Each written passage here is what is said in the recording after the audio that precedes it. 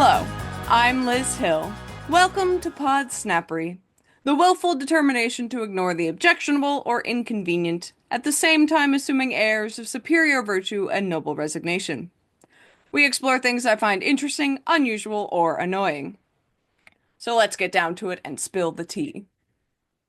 We love cryptids, and based on feedback from episode 15, A Cryptid Smorgasbord, so do you! Previously, we discussed the Chupacabra, Mothman, Bigfoot, and the Loch Ness Monster.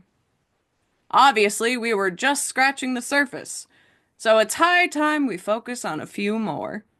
To that end, we bring you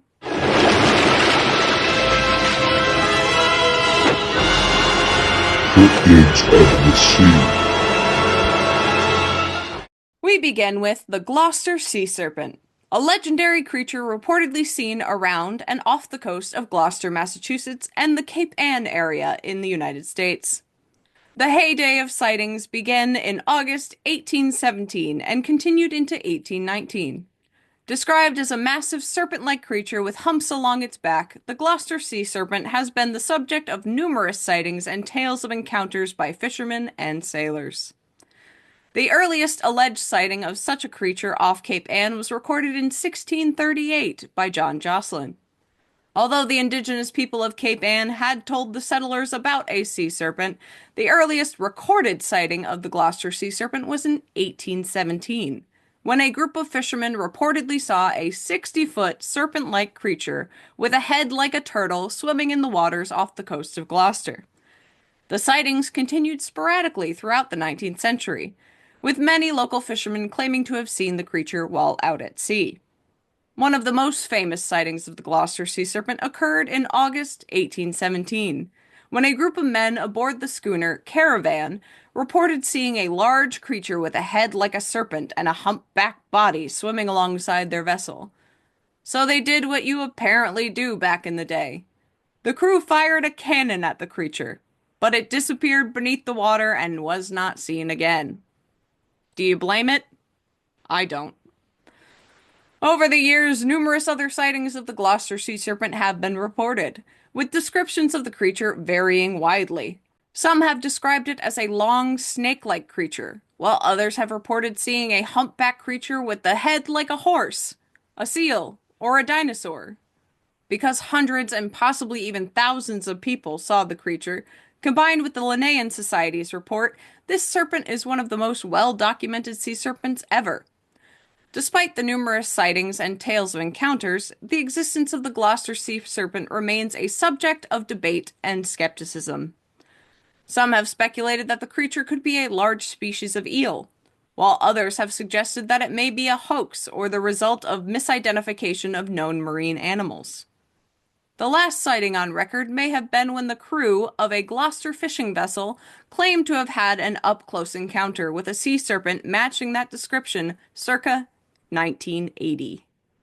The fishermen had initially pledged not to say a word to anyone about their experience. Did you see that? No, and neither did you, so shut up. I didn't see nothing. But the story got out, and when questioned as a group, they said they were experienced fishermen and knew what they saw. It was unlike anything they had ever seen, and when it turned its head and stared straight at them, its serpentine eyes were pure evil. The men never spoke of it again. Such attention has drawn the notice of those within the cryptozoology community, including the field's founder, Bernard Heuvelmans. Heuvelmans outlined sightings of the creature in his book, In the Wake of the Sea Serpents, originally titled Le Grand Serpent de Mer. This could be the big one, as people are still seeing the Gloucester sea serpent into the 21st century.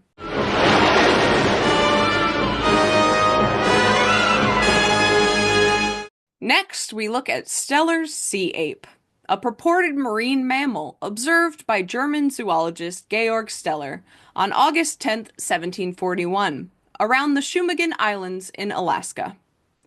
The animal was described as being around 5 feet long, with a dog-like head, long drooping whiskers, an elongated but robust body, thick fur coat, no limbs, and tail fins much like a shark. He described the creature as being playful and inquisitive like a monkey. After observing it for 2 hours, he attempted to shoot and collect the creature but missed, and the creature swam away. Really? Why is it that if an unknown creature is playful and inquisitive, someone always has to shoot at it? As a matter of cosmic history, it has always been easier to destroy than to create. Always logical, Mr. Spock. In June 1965, on his ketch, Zhuhang, a sailor, Miles Smeaton, his daughter Cleo, and his friend Henry Combe purportedly saw a similar creature on the northern coast of Atka Island. What? You've never heard of Atka Island? Well, me either. But it's part of Alaska in the Aleutian Islands. They reported the creature as being about 5 feet long and having 4 to 5 inch reddish yellow fur and a face resembling that of a Shih Tzu dog. Mr. Smeaton details this 10 to 15 second encounter in his book, Misty Island, noting Steller's observations closely matched his own. Next, we look at cryptid whales. There she blows! There she blows! Giglioli's whale is a purported species of whale observed by Enrico Hillier Giglioli. You try saying that name without giggling. It is described to have 2 dorsal fins, a feature which no known whales have.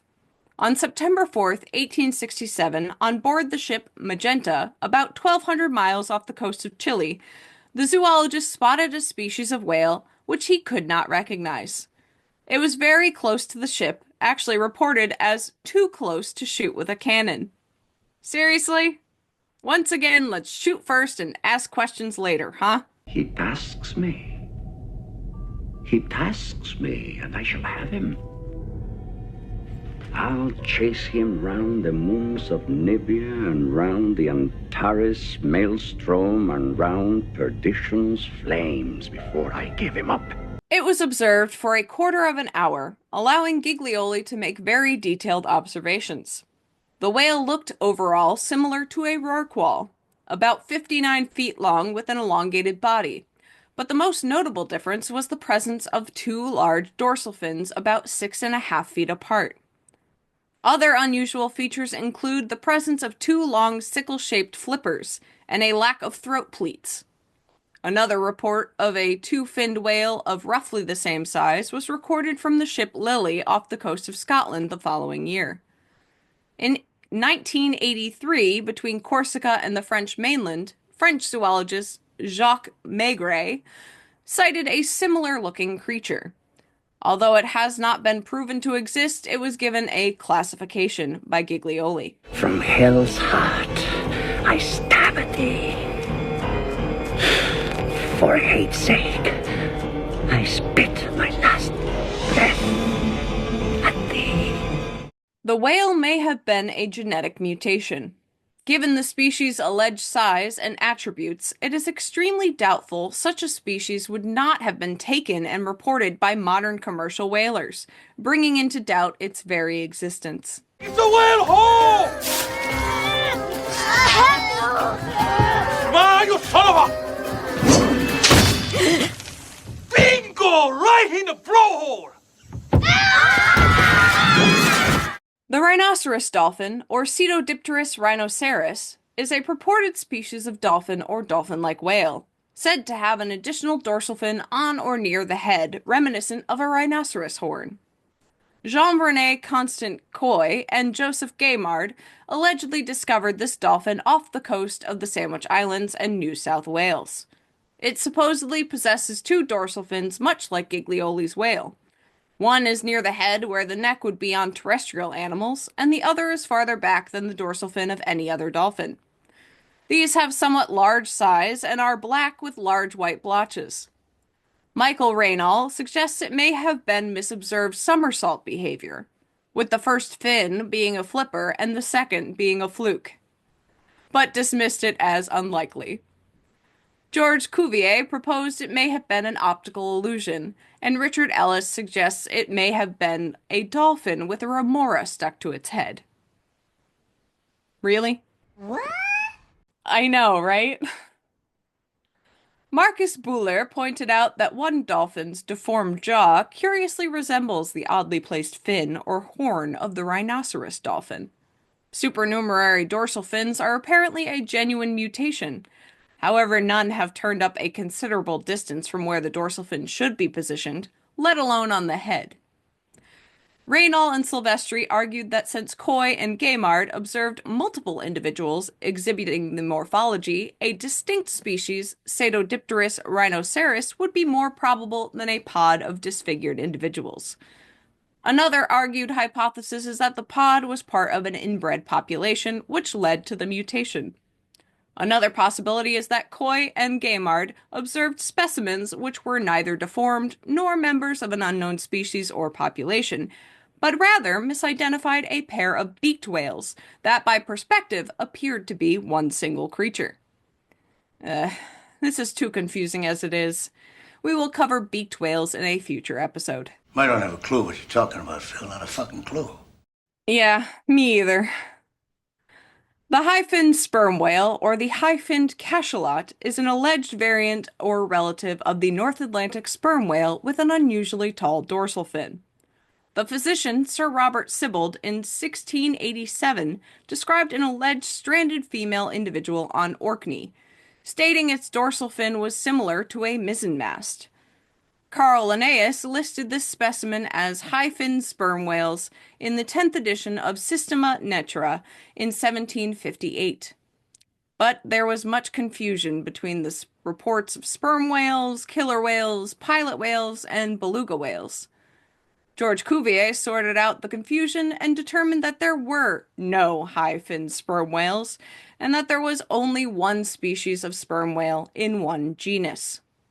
Sibbald was at least aware of the existence of killer whales and beluga whales, and he noted that he did not directly witness the whales above, so the report of the shapes of their heads and some other features is unclear. Furthermore, it has also been pointed out that the species listed by Linnaeus may have been killer whales, and that his use of the scientific name Delphinius orca may have been used for bottlenose dolphins, or maybe not. No, there is, or no, there isn't. Yes. Another alleged sighting was off the Annapolis Basin in Nova Scotia, Canada on September 27, 1946, where this high-finned sperm whale was apparently trapped for 2 days. Its length was estimated to be between 10 and 100 feet. Between 10 and 100 feet, huh? Well, that narrows it down a bit. Not. Whale hole! Did somebody just call me a whale? Yeah, on a hole!